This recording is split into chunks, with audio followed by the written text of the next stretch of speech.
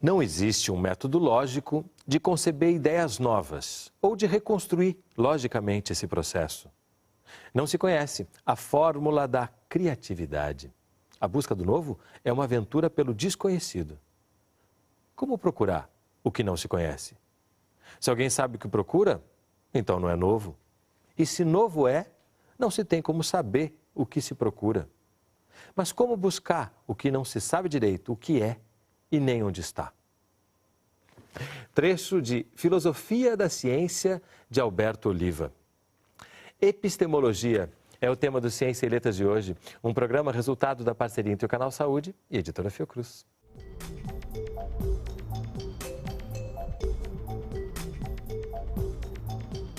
Conversam comigo no estúdio do Canal Saúde Alberto Oliva, professor do Departamento de Filosofia e coordenador do Centro de Epistemologia e História da Ciência da FRJ, e Emanuel Carneiro Leão, também professor da FRJ, ensaísta e tradutor.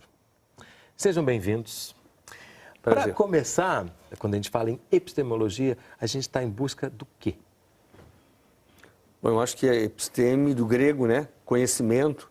Então, o que está em questão é chegar a algum conceito de conhecimento que nos permita, por exemplo, distinguir conhecimento de opinião, né? Platão faz essa distinção, dizendo que a episteme tem um estatuto privilegiado em relação à doxa, né? A doxa, a opinião, é aquela crença que se informa acompanhando as coisas que se modificam constantemente e que, se alterando, não nos permitem formar um conceito que sobreviva às mudanças. Então, a ideia da episteme, né, é a ideia de um conhecimento, no sentido platônico, que se revele demonstrativamente certo e que se coloque acima de qualquer opinião circunstancial, momentânea e descartável.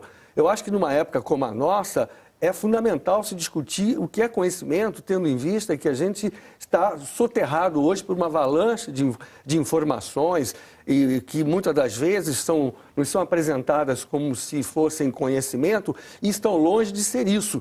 Então, acho que hoje, mais do que nunca, se impõe tentar saber quais são os traços distintivos daquilo que nós chamamos de conhecimento, para que nós não tomemos por conhecimento aquilo que simplesmente é um modismo, é uma opinião de momento e que rapidamente será descartada, não só pela manifestação de fatos diferentes daqueles que a gente vem acompanhando, mas também porque surgiu, de repente, um outro modismo que se sobrepõe ao anterior. Então, eu acho que hoje o fundamental é ter esse conceito, porque a informação existe em quantidade tal que nós não temos, muitas das vezes, como distinguir nem mesmo o joio do trigo. E, para além da informação, se impõe saber o que, de fato, é conhecimento. Se alguém perguntar o que é o conhecimento? Conhecimento é uma experiência de criação. Essa experiência de criação é acionada pelo pensamento. Pensamento é o quê? É também um fundamento, as condições de possibilidade do exercício da experiência humana. Então você pode distinguir qual é o conteúdo, a doutrina, a resposta dada por essa experiência. Aí você diz, isso aí chama-se isso também de conhecimento. Tá? Mas isso não é o importante. O importante é a dinâmica de geração desse conhecimento. Por isso podia-se dizer, o pensamento, qual é o papel e a função dele? Não é passar do conhecido para o desconhecido. Mostrar o que no conhecido ainda sobrevive de desconhecido, como uma mola e uma alavanca de propulsão para novos conhecimentos, novas conquistas. Aí que entra o trecho que a gente falou aqui no início, né? Mas como buscar o desconhecido se a gente não sabe o que é? Se a gente não sabe o que é, então a gente provavelmente não sabe aonde a gente quer chegar.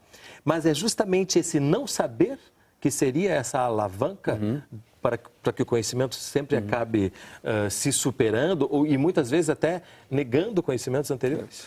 Porque todos nós estamos já inseridos dentro de uma cultura, dentro de uma história, não dentro de um conjunto de conquistas, de conhecimento, de criação, de pensamento. Todos nós já estamos aí. Não? Então, significa, o processo de conhecimento não é a tomada de posse daquilo que nós já temos. E já temos por nos encontrarmos inseridos dentro de uma tradição, não? Dentro de uma história. Então, essa história não, é como que um mistério, que ninguém sabe de onde ela vem. Não? Se alguém pergunta, qual é o primeiro princípio, a pré-história? A pré-história é a história. Toda pré-história é histórica. Não? Então, nunca tem possibilidade de você sair da história para olhar para a história, para dizer, agora vou entrar na história. Então, a história não é, digamos, a mesa que está fora, no corredor, fora da sala. Vamos traduzir a mesa na sala. Não tem essa possibilidade. Porque o corredor também é história, né? Porque o corredor já é história, a mesa já é história. Não? Já é como que uma presença de uma dinâmica de criação. Então, o importante da experiência é a criatividade, quer dizer, a dinâmica propulsora das novas criações. Não por isso todo conhecimento é provisório, todo pensamento é provisório. Não, é provisório no sentido, não é aquilo que não vai ter valor, que vai perder o seu valor, não.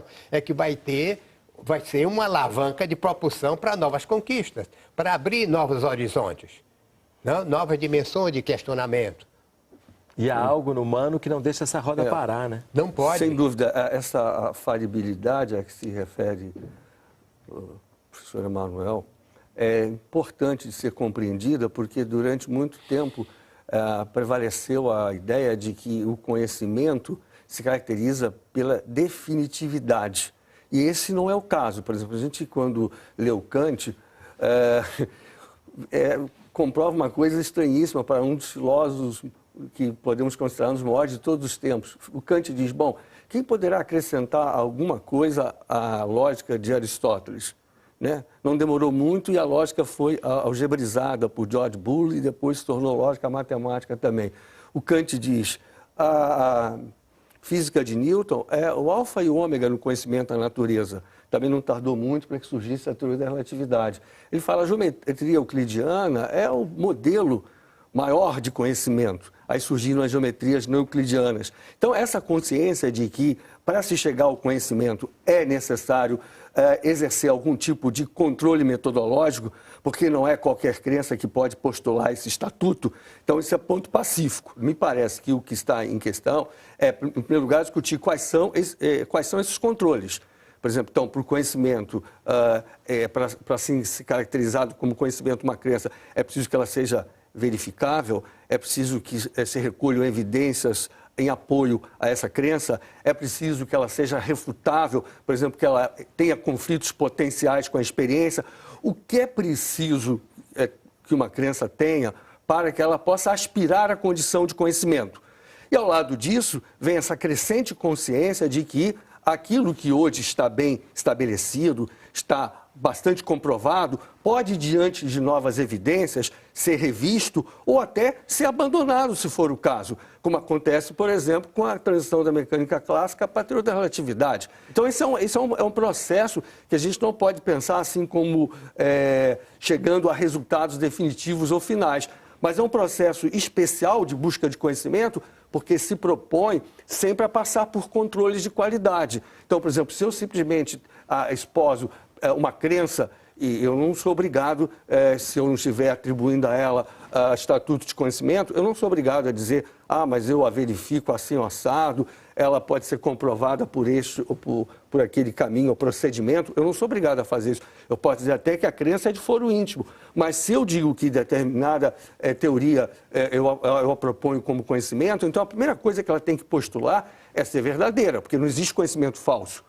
E a segunda coisa fundamental é que essa crença que se apresenta como verdadeira possa ser também justificada, porque muitas das vezes nós podemos ter uma crença verdadeira que não se mostra justificada. Então, às vezes uma pessoa diz assim, porque aquela mãe de santo, ela disse que tal coisa aconteceria e não é de fato que ela aconteceu. Aí a pessoa pode se perguntar, então ela tinha conhecimento? Não, não tinha conhecimento. A crença dela se revelou verdadeira, mas ela não tinha justificação que pudesse levá-la a dizer, olha, eu afirmei isso porque eu me baseei em tal ou qual evidência, eu levantei esse conjunto de razões que me levaram a fazer esse tipo de profecia.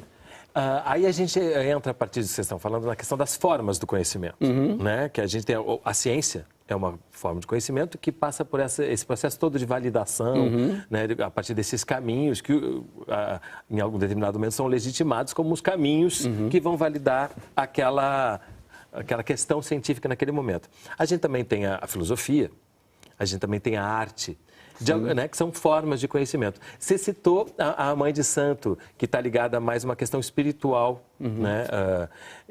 De alguma forma, a religião, a espiritualidade também entram nessas formas de conhecimento? Ou são de outra esfera, a gente não pode fazer alguma interseção com o que se tem de conhecimento? Não, é porque tanto a religião quanto a arte, não, quanto o mito, a mística, não, são experiências humanas, né? E experiência de quê? Experiência de criatividade humana. Né? Cada um com a sua especificidade, com os seus limites e com os seus recursos. Não por isso é que a cultura, em geral, não é uma multiplicidade não, que está continuamente não se desenvolvendo não, e se acrescentando e se criando, não dentro, seja ela no conhecimento, no pensamento, na criação artística, não na convivência, não na política. Não, todos isso são modalidades humanas. Portanto, significa experiência de pensamento não é só a filosofia, nem é só a ciência. É também a arte, é também o mito, é também a experiência religiosa, é também o simples viver da vida. Mas em algum momento isso não acaba sendo hierarquizado? Como se algumas tivessem validade e outras não? Quer dizer, tendo contra conteúdo, né? Contra conteúdo, não contra a experiência.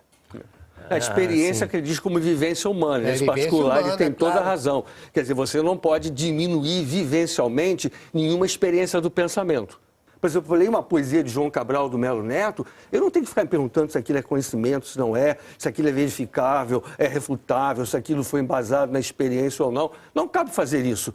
Então, por exemplo, o Fernando Pessoa diz, ser feliz é ser aquele, mas aquele não é feliz. Alguém vai dizer, pô, mas isso é uma contradição. Ser feliz é ser aquele, mas aquele não é feliz. Porque pensa dentro dele e não dentro do que eu quis. Olha, extraordinário isso. Até como uma forma de expressão da vida, da existência, tudo isso que o Manuel ressaltou. Mas veja, você não pode chegar e dizer, mas isso é verdadeiro? Isso é falso? Isso foi verificado? Não faz sentido. O que faz sentido quando a gente pensa em ciência. Isso, exatamente. E a gente leva para o próximo bloco essa pergunta, então. Mas então o que é ciência? Não sai daí, a gente volta já.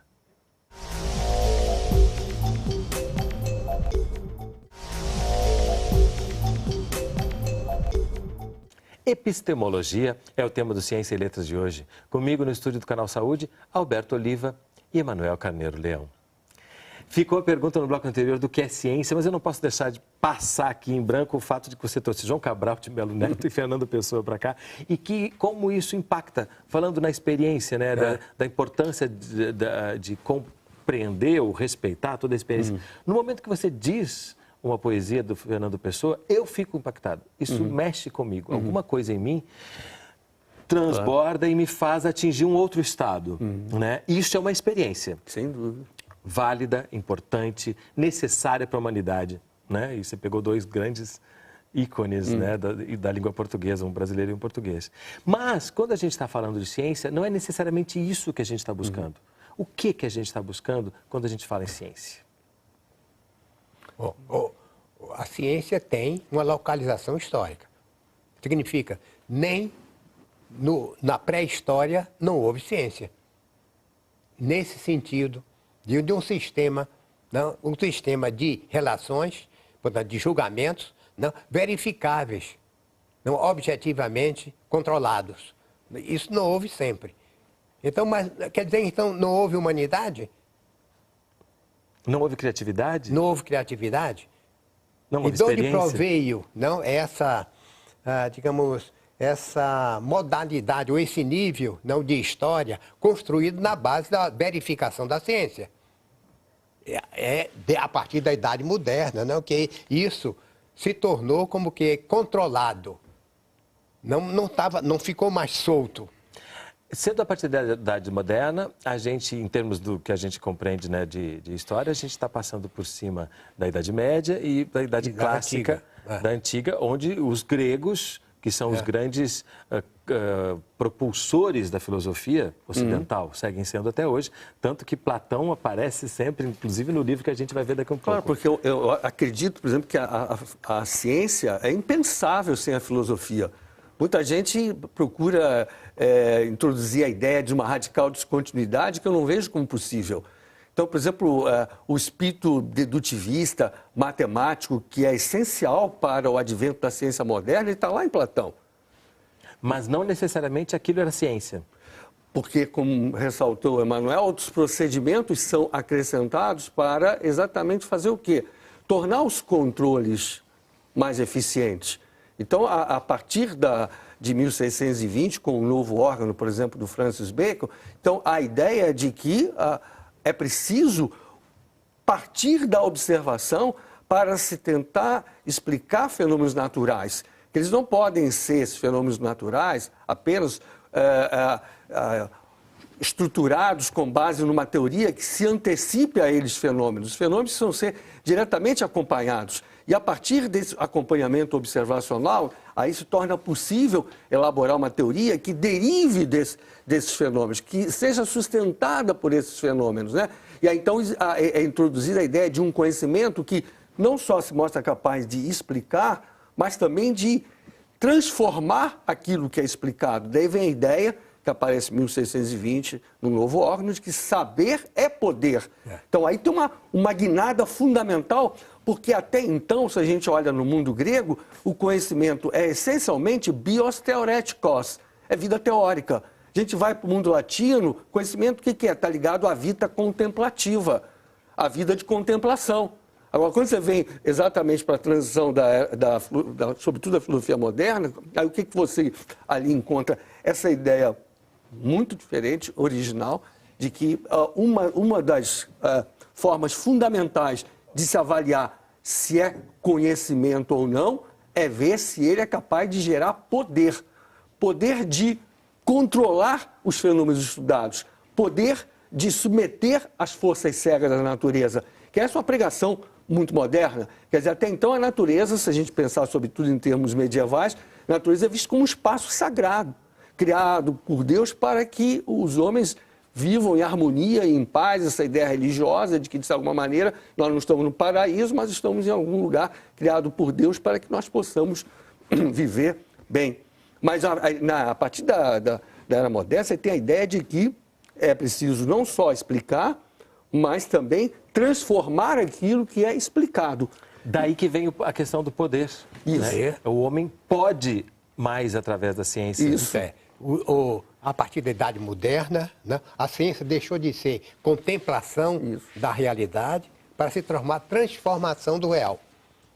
Né? Então, isso é, o poder deslocou-se para o centro das atividades de conhecimento. Não, por isso, fundamentalmente, ciência é pesquisa. Né? E pesquisa é poder.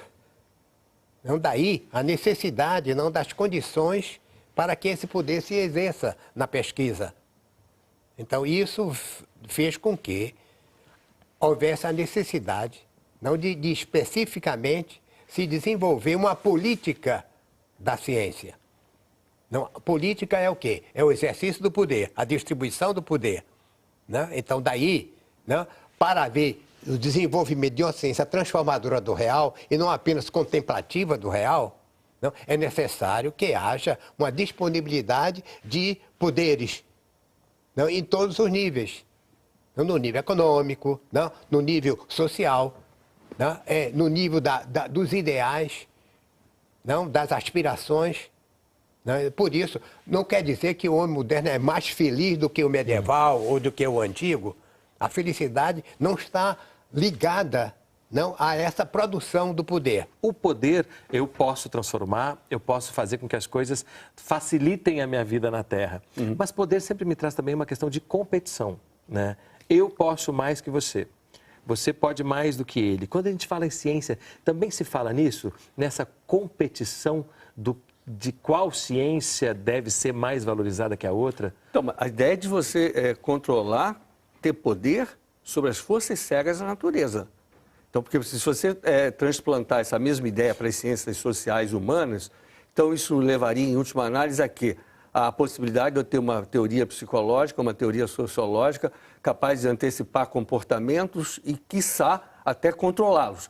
O que seria extremamente pernicioso, porque representaria uma ameaça à liberdade e às escolhas individuais, não é? Então, quer dizer, essa ideia do controle esbarra nessas limitações que dizem respeito ao estudo dos fatos psicossociais, né? Agora, a gente também tem que ter presente o fato de que cada ciência lida com um conjunto muito limitado de problemas. É um conjunto pequeníssimo de problemas. E se a gente parar para pensar, os grandes temas da existência humana estão fora das ciências, os grandes temas, né? Os problemas da vida, aqueles, por exemplo, que dizem respeito ao que devo fazer, como devo viver, como devo buscar a felicidade, como devo interagir, esses problemas não são enfrentados por ciências, sobretudo pelas ciências naturais. Então, os problemas da vida, eles ficam fora do campo científico. E aí eles dão margem a todo tipo de discussão, de opinião, de posicionamento que muitas das vezes não envolve entendimento. E por aí vai. Quer dizer, você tem um problema seríssimo que, hoje em dia, que as pessoas dizem assim, mas a religião está mais forte do que nunca, como é que pode na era da ciência? Mas isso é compreensível, porque as religiões, de alguma maneira, elas lidam com os problemas da vida. Esses problemas, as religiões se dão respostas equivocadas ou não, isso é de secundária importância. O fundamental é que elas se dedicam a responder esse tipo de pergunta, enquanto que as ciências não o fazem.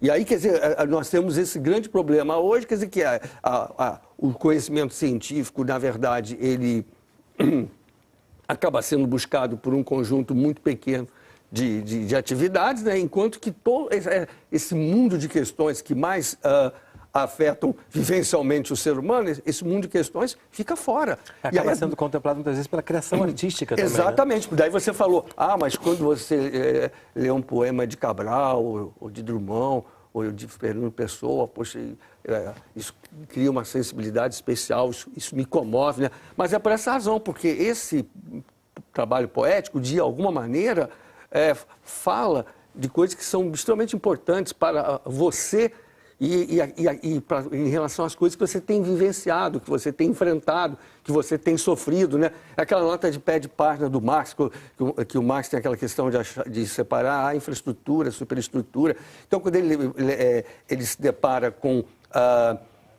não só a universalidade das tragédias gregas, como a sua sobrevivência, aí ele se pergunta, né, como é incrível, né, você ler uma obra de outra época e ela continuar ainda hoje produzindo um enorme impacto sobre você, sobretudo do ponto de vista vivencial, existencial, coisa do gênero. Isso é fantástico. Então, aí a literatura se caracteriza pela sobrevivência quase que indefinida quando você tem uma obra de arte que pode ser caracterizada como uma obra-prima. Isso não acontece com a ciência. A ciência está o tempo todo sendo obrigada a se corrigir, a passar por revisões. E uma poesia jamais precisa ser revista. Exatamente. Né? Porque... Então significa, Shakespeare não é um progresso maior do que uma tragédia grega.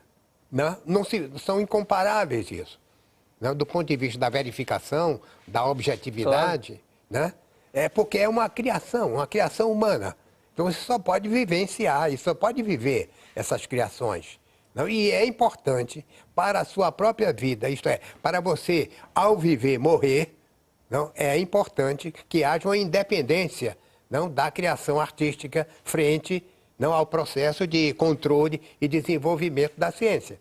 Agora, é muito emocionante para mim, com dois grandes expoentes da filosofia e da ciência, que a gente tenha falado com essa também delicadeza da poesia e da arte, claro. Né? Porque eu acho que isso faz com que a gente entenda que conhecimento é tudo que passa por essas experiências, né? E tudo que faz com que a humanidade seja melhor. E tentando abrir o caminho do desconhecido, tanto a arte quanto a ciência cumpre missão fundamental. Por exemplo, tem aquela questão da serendipidade, né? Que é a ideia de acaso. Muitas das coisas nós também acontecem porque nós somos levados pelo acaso. tanto em ciência quanto em arte, e ninguém tem como controlar o acaso. Brilhante. Muitíssimo obrigado pela presença de vocês aqui conosco hoje. Eu acho que é importante que a gente possa sempre falar da ciência e lembrando que a poesia está por perto e que o acaso vai nos levar aonde a gente não sabe. Exatamente. E isso Isso que é o grande, digamos, a grande força, o grande valor do acaso é esse. Né? Perfeito. Obrigadíssimo pela presença de vocês.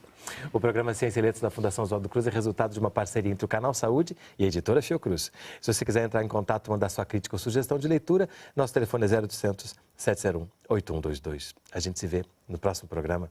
Até lá. Para entrar em contato com a editora Fiocruz, acesse www.fiocruz.br/editora ou ligue para 21 3882 9007.